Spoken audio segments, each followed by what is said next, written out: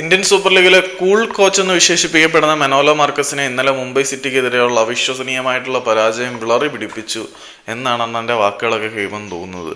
കാരണം ഇന്നലെ മത്സരത്തിന് ശേഷം പോസ്റ്റ് മാച്ച് ടോക്കിൽ മനോലോ മാർക്കസ് പറഞ്ഞ പ്രധാനപ്പെട്ട വാക്കുകൾ ഇങ്ങനെയായിരുന്നു: ഞാനൊരു താരമായിരുന്നെങ്കിൽ ഇന്നലെ മുംബൈ സിറ്റി FC ഞങ്ങളുടെ തറവാട്ടിൽ വന്ന് ഞങ്ങളെ തോൽപ്പിച്ചത്, അതായത് ഞങ്ങളുടെ ഫേസിൽ വന്ന് ഞങ്ങളെ ഡിഫീറ്റ് ചെയ്തതിനെ ഓർത്ത് ഞാൻ വളരെയധികം ദേഷ്യപ്പെടും. പക്ഷേ മുംബൈ സിറ്റി ഓർക്കേണ്ട ഒരു കാര്യമുണ്ട്, നിങ്ങൾക്കിനിയും 90 മിനിറ്റുകൾ കൂടി ഞങ്ങൾക്കെതിരെ കളിക്കേണ്ടതുണ്ട്. അപ്പം ഞങ്ങളുടെ യഥാർത്ഥ ക്യാരക്ടർ എന്താണെന്ന് വെച്ചാൽ പുറത്തെടുക്കും.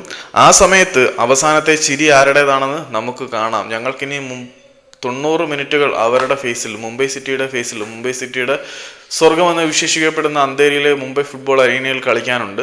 അപ്പം അവസാനത്തെ ചിരി ആരാണ് എന്ന് കൂടി നോക്കിയിട്ട് ആഘോഷിക്കാം എന്ന് മുംബൈ സിറ്റിക്ക് മുന്നറിയിപ്പ് നൽകുകയാണ് മനോലോ മാർക്കസ്. സാധാരണഗതിയിൽ ഇങ്ങനെ ഒരു പ്രതികാര ബുദ്ധിയോടെയും വെല്ലുവിളിയുടെ ഭാഷയിലെയും ഒന്നും, അല്ലെങ്കിൽ വെല്ലുവിളിയുടെ സ്വരത്തിലും ഒന്നും മനോലോ മാർക്കസ് സംസാരിക്കാത്തതാണ്.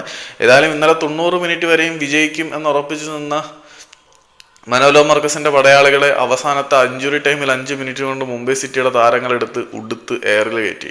അതും 10 ഇന്ത്യൻ താരങ്ങളുമായിട്ടാണ് പേര് കേട്ട ഗോവൻ നിരയെ അവസാന നിമിഷം 3 ഗോളുകൾ തിരിച്ചടിച്ച് അവിശ്വസനീയമായിട്ടുള്ള ഐതിഹാസികമായിട്ടുള്ള വിജയം മുംബൈ സിറ്റി സ്വന്തമാക്കിയത്. ആ ഒരു തോൽവിയിൽ ആരായാലും വിളറി പിടിച്ച് പോവടെ, അതേ ഗോവയുടെ പരിശീലകനായ മനോലോ മാർക്കസിനും പറ്റുള്ളൂ.